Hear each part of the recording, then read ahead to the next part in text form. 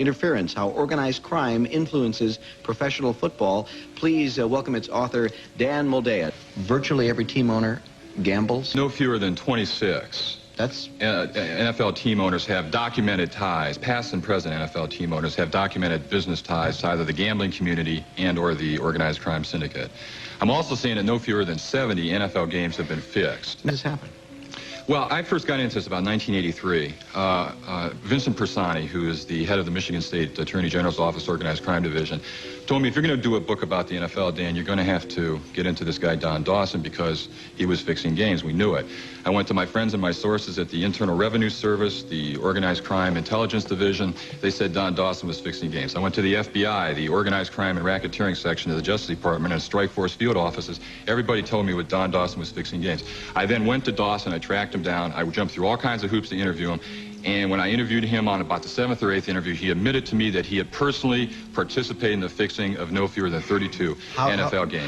How does that happen? He liked to work with the quarterback. The quarterback would come to him and say, I need some bread.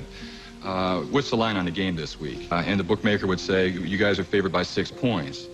And then the reply was, we're not going to cover the spread. And basically that was it. Are drugs involved in this at all?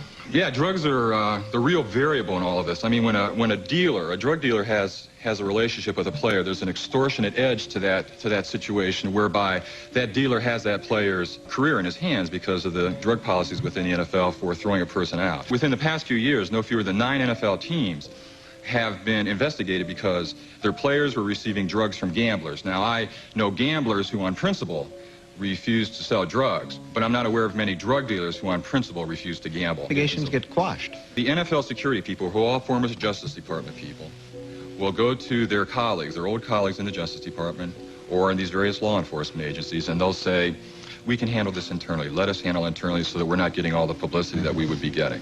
It is a strange sport because it is the one sport where you can go to a game and come away, even if your home team has won, disappointed because you're not as much interested in the outcome as the points. Oh, yeah. Now they're starting to legalize gambling in Oregon. They're going to have a sports lottery, NFL lottery in Oregon, Kentucky. I mean, the state isn't in the bookmaking business for eleemosynary or philanthropic purposes. Yeah. They're going to be in this to make money. They're going to take a 40 to 60% skim of the handle, of the total pool of bets. And in the end, they're going to educate the public as to how to gamble, how to use the point spread.